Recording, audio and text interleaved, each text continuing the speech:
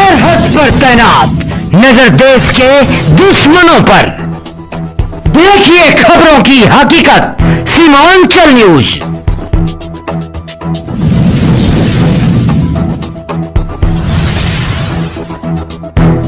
TMT media network में आपका स्वागत है। आप देख रहे हैं सीमांचल न्यूज। मैं हूं तौसीक आलम।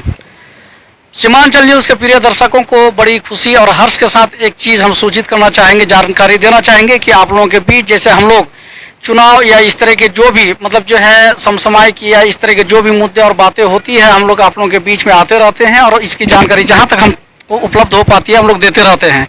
लेकिन आप लोग जो है इस बात को जान करके बड़ी खुश होंगे कि किशनगंज के धरती से यहाँ के जो सुपुत्र हैं झारखंड में इतने बड़े न्यायालय में न्यायपालिका को अपना सेवा प्रदान कर रहे हैं। ये किशनगंज के लिए बहुत गर्व की बात है और ये जो है हम लोग जो है खुशी से खुद सर के सेवा में आए हुए हैं। आज के युवा पीढ़ी के लिए या किशनगंज के बुजुर्ग और नौजवान महिला मर्द जो भी हैं इनके लिए कि यहाँ के एक सुपुत्र जो है झारखंड में न्यायपालिका को लेकर के चल रहे हैं, अपना सेवा प्रदान कर रहे हैं। ये कोई मामूली बात नहीं है, ये गैर मामूली शख्सियत के मालिक भी हैं।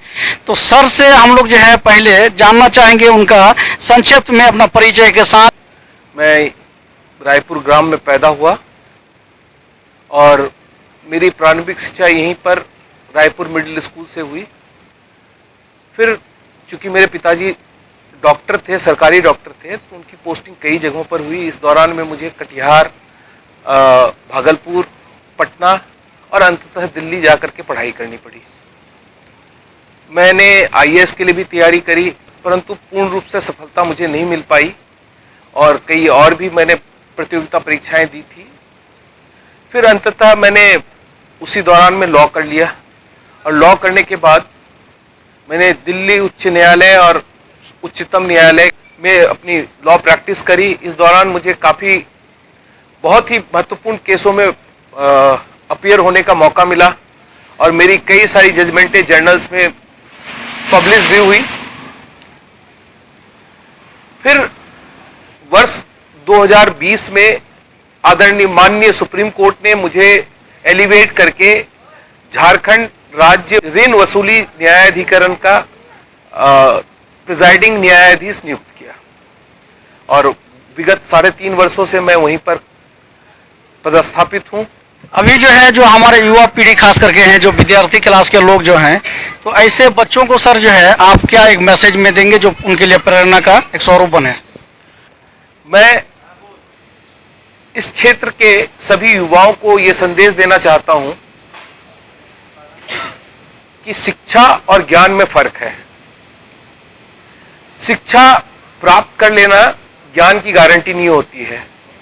ज्ञान प्राप्त करने के लिए अपने आंख, कान, नाक सब कुछ खुला रखना पड़ता है, सभी इंद्रियां अपनी खुली रखनी पड़ती हैं ताकि ज्ञान की गंगा उनके मस्तिष्क में बहती रहे।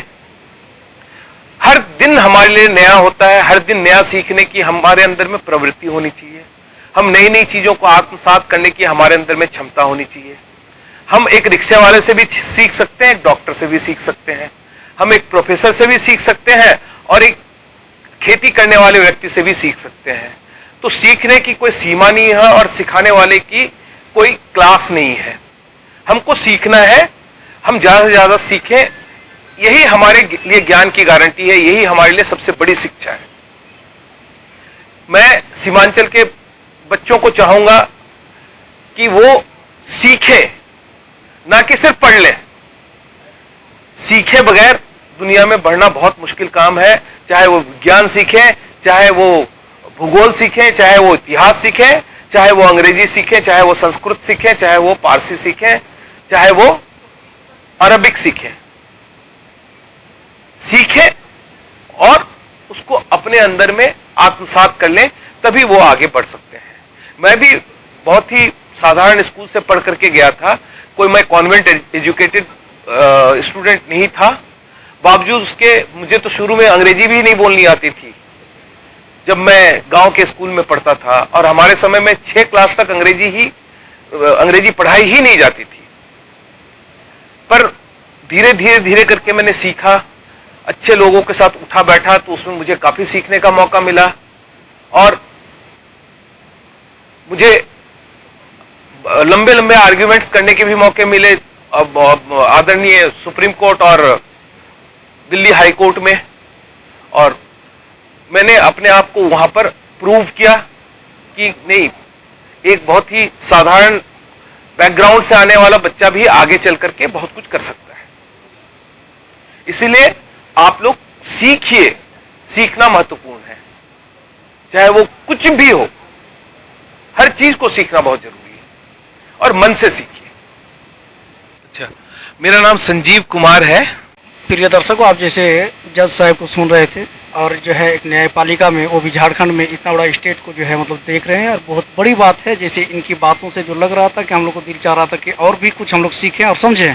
सर ने जिस तरह से एक प्रेरणा हम लोगों को दिया है कि विशेषकर जो स्टूडेंट यानी छात्र छात्राएँ हैं, जो आज जो है तालीम शिक्षा को प्राप्त कर रहे हैं, ग्रहण कर रहे हैं, ऐसे बच्चों को तो जो है इनको देख करके भी कुछ सीखना चाहिए, और ये कम से कम समझना चाहिए कि हमारे जो पूर्वज हैं या हमसे पहले जो मकाम प्राप्त करने वाले, स्थान जिन्होंने प्राप्त किया है, तो ये जो है भाई उस चीज़ को हम भी कर सकते हैं। इसलिए कि इंसान के पास में वो प्रकृति की तरफ से भी बहुत सारी चीज़ें होती हैं, अगर वो मेहनत करे तो उस चीज़ को हासिल कर सकता है, मुमकिन है।